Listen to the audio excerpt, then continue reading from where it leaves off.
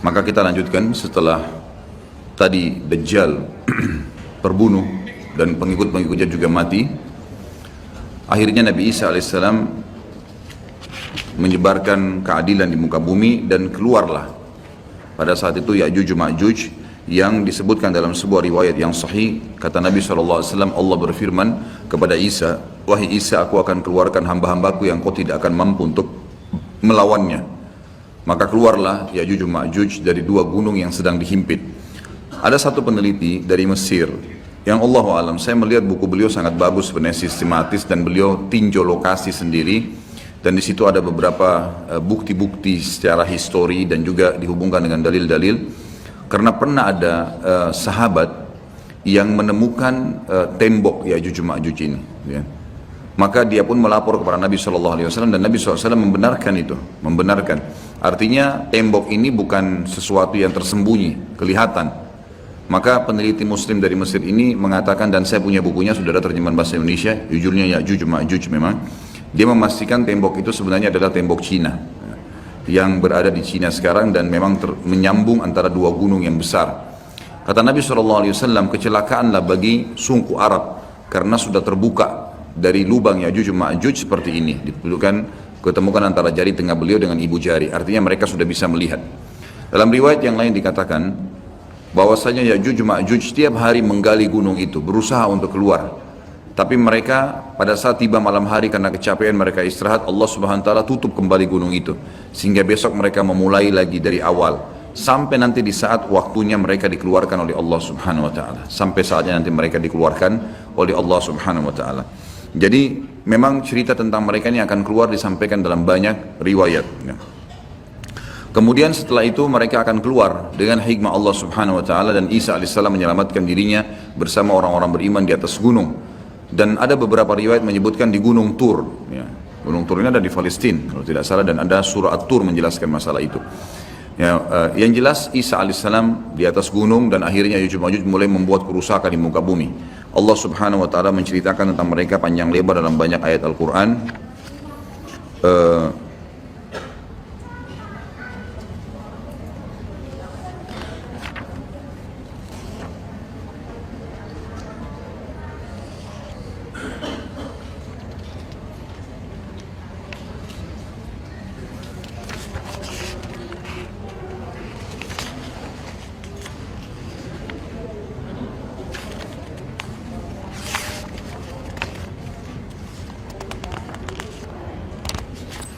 Ya. Baik. Yang jelas diceritakan dalam Al-Quran tentang cerita mereka Ya'juj Ma'juj ini, dan mereka akan keluar tepatnya di surah Al-Anbiya ayat 96 sampai 97. Dan yang pegang buku ada di halaman 82 itu. A'udzubillahi minasyaitonirrajim, hatta idza futihat Ya'juj Ma'juj hum min kulli hadabin yansilun waqtarabal wa'dul haqqu fa idza hiya syakhisatun absarul ladzina kafaru ya wailana qad kunna fi ghaflatin min hadza bal kunna zalimin.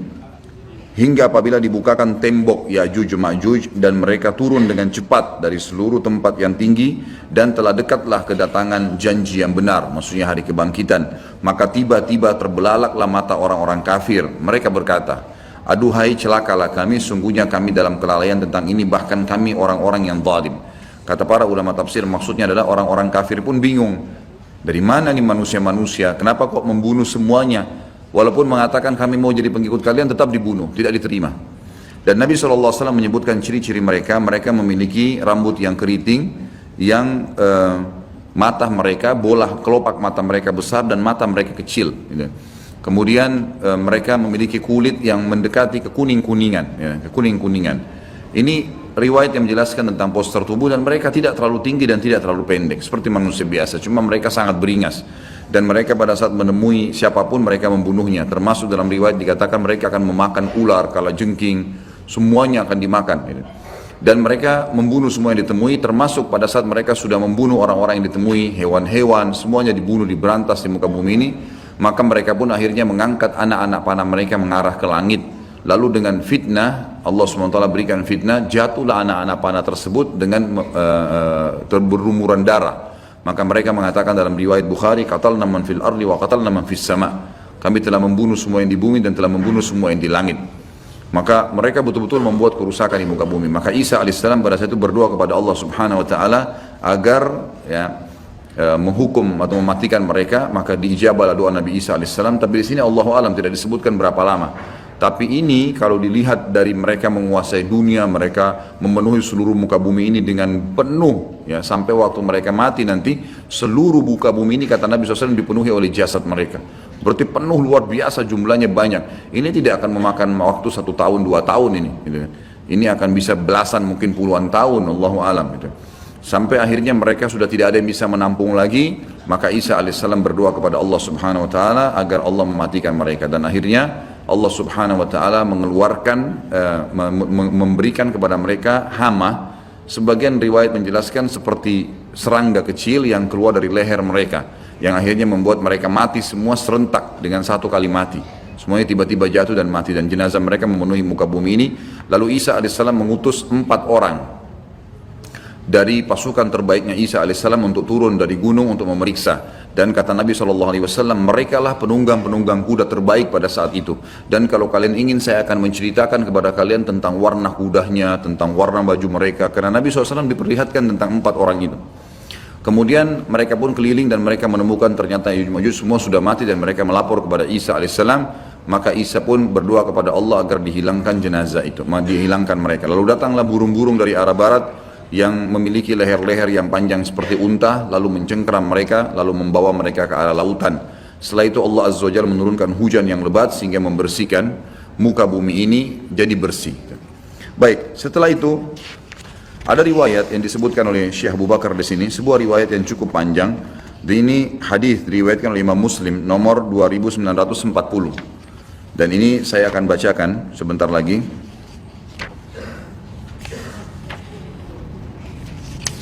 Yang bunyinya kata Nabi SAW, yakhruju dajjalu fi ummati fayamkuthu arba'in fayab'athu Allah Isa ibn Maryam ka'annahu Urwatu ibn Mas'udin fayatlubuhu fayuhlikah thumma yamkuthu an-nasu 7 sinin laysa baina ithnaini adawa thumma yursilu Allah rihan baridatan min qibali Syam fala yabqa ala wajhi al-ardi man fi qalbihi mithqalu dharratin min khairin aw imanin illa qabadathu hatta law anna ahadakum dakhala fi kabidi jabal la dakhalathu alayhi hatta taqbidah فيبقى شرار الناس في خفة الطير وأحلام السباع لا يعرفون معروفا ولا ينكرون منكرا ويتمثل لهم الشيطان فيقول ألا تستجيبون فيقولون فماذا تأمرنا فيأمرهم بعبادة الأوثان وهم في ذلك دار رزقهم حسن عيشهم ثم ينفخ في الصور فلا يسمعه أحد إلا أصغى ليتا ورفع ليتا وأول من يسمعه رجل يلوط حوض إبله قال فيسعق ويسعق الناس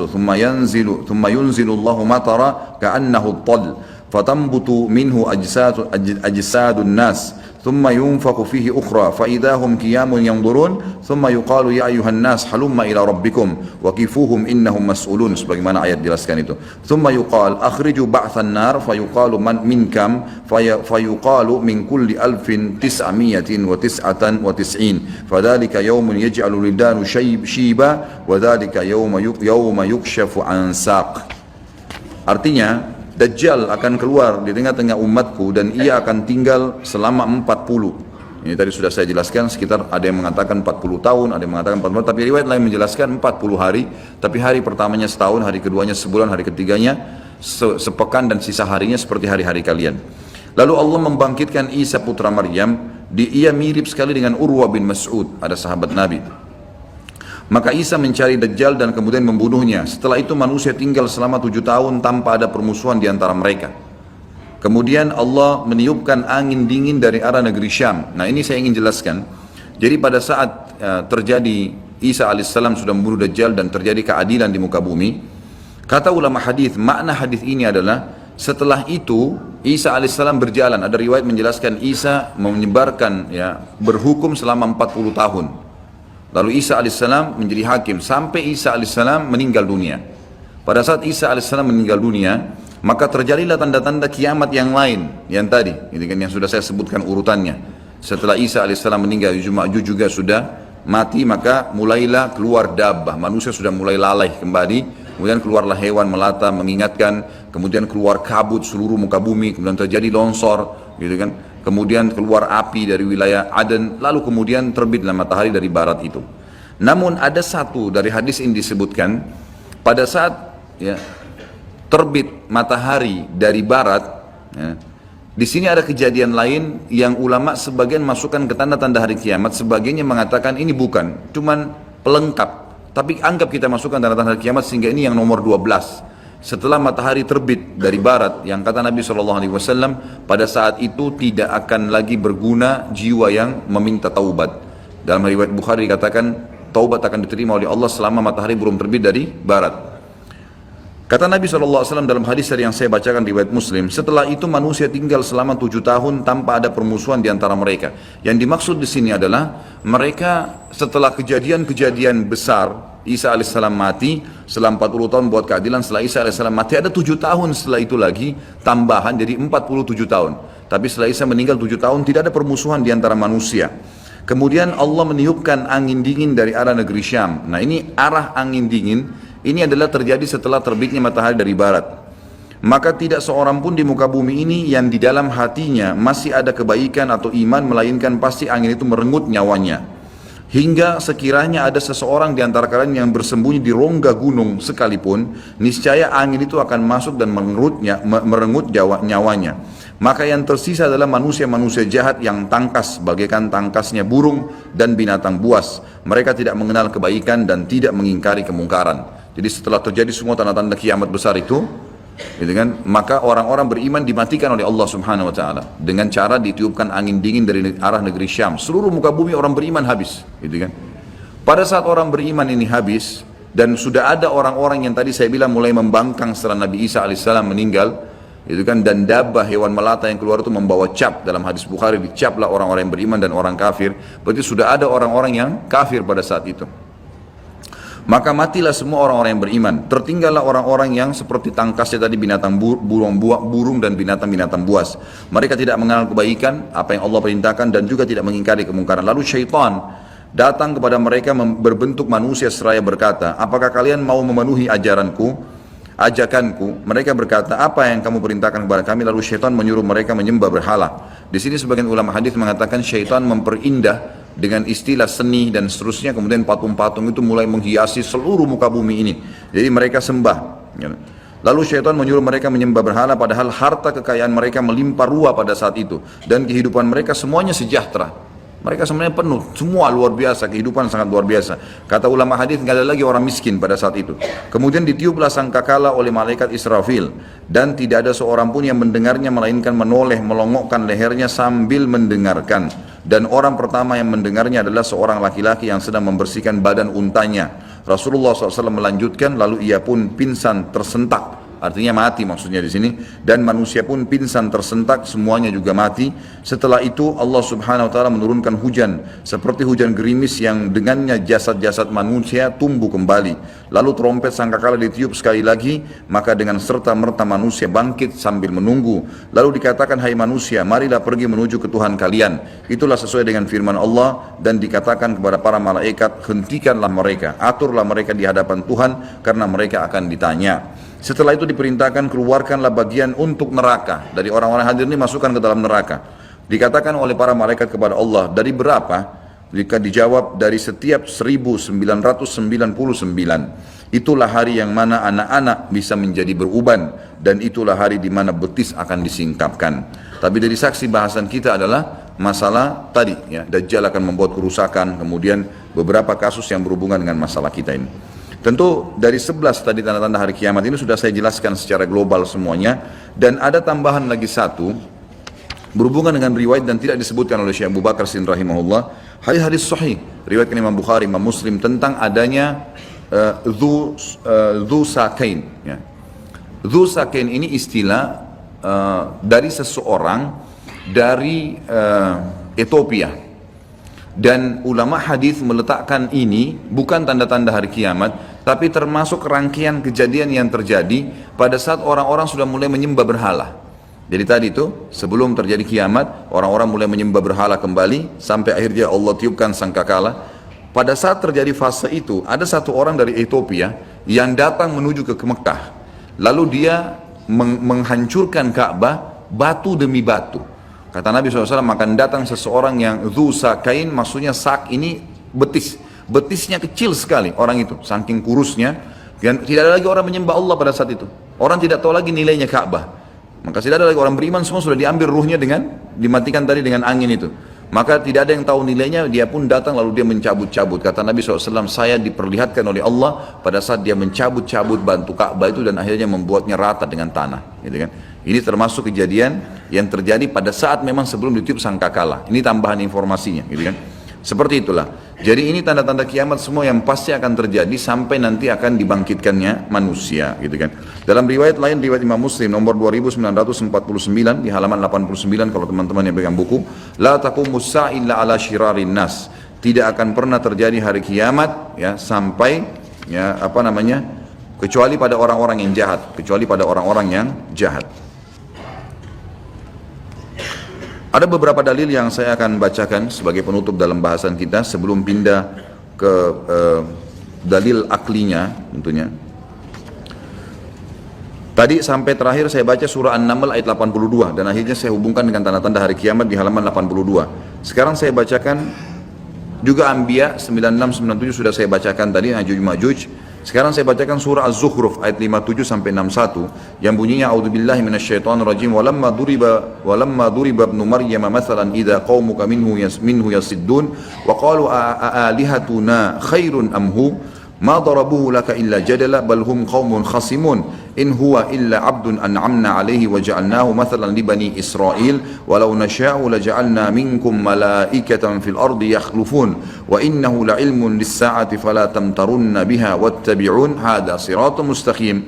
Dan tak kala putra Maryam Isa dijadikan alaihissalam perumpamaan. Jadi Nabi Isa AS diceritakan oleh Nabi SAW di Mekah, orang-orang Quraisy, kaum Muhammad bersorak-sorak karenanya, jadi mengolok-olok dan mereka berkata, mana yang lebih baik, Tuhan-Tuhan kami ini yang kami sedang sembah patung-patung atau Isa yang sedang kau ceritakan hai Muhammad?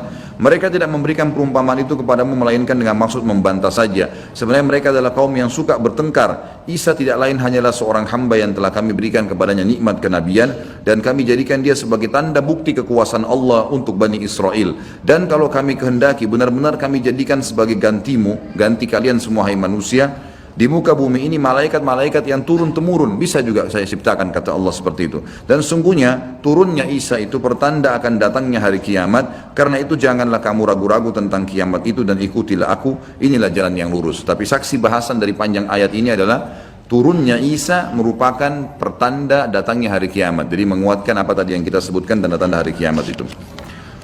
Kemudian surah Az-Zumar diangkat oleh beliau ayat 68 sampai 70 yang bunyinya a'udzubillahi minasyaitonir rajim wa nufikha fis suri fa sa'ika man fis samawati wa man fil ardi illa man sya'allah thumma nufikha fihi ukhra fa idahum qiyamun yanzurun wa asyraqatil ardu bi nuri rabbiha wa wudi'al kitabu wa ji'a bin nabiyyina wasyuhada وجيء بالنبيين والشهداء وقضي بينهم بالحق وهم لا يظلمون ووفيت كل نفس ما عملت وهو أعلم بما يفعلون. Yang artinya dan ditiupkan sangkakala, maka matilah siapa yang di langit, siapapun di langit dan siapapun di bumi kecuali siapa yang dikehendaki oleh Allah. Ulama tafsir mengatakan yang tidak masuk dalam meninggal pada saat itu adalah Jibril, Mikail dan Israfil. Jibril pimpinan malaikat, Mikail wakil dan Israfil peniup sangkakala. Kemudian termasuk pemikul arsy-Nya Allah yang 8 malaikat yang sudah pernah kita jelaskan pada saat menjelaskan masalah iman kepada malaikat. Kemudian juga masuk dalamnya semua bidadari dan bidadara yang ada di surga, pelayan-pelayan di surga itu juga tidak masuk atau masuk dalam firman Allah kecuali siapa yang Allah kehendaki. Tapi semua manusia, semua jin, semua hewan, tumbuh-tumbuhan ini semua akan hancur. Kemudian ditiup sangkakala itu sekali lagi, maka tiba-tiba mereka berdiri menunggu putusan masing-masing dan terang benderanglah bumi atau padang mahsyar dengan cahaya keadilan Rabb-Nya dan diberikanlah buku perhitungan perbuatan masing-masing dan didatangkanlah para nabi dan saksi-saksi dan diberi keputusan antara mereka dengan adil sedang mereka tidak dirugikan dan disempurnakanlah bagi mereka disempurnakan bagi tiap-tiap jiwa balasan apa yang telah dikerjakannya dan Dia Allah lebih mengetahui apa yang mereka kerjakan. Tentu ini menceritakan tentang masalah ditiupnya sangkakala tadi yang pada saat selesai semua tanda-tanda kiamat besar ditiup sangkakala itu saksi bahasa.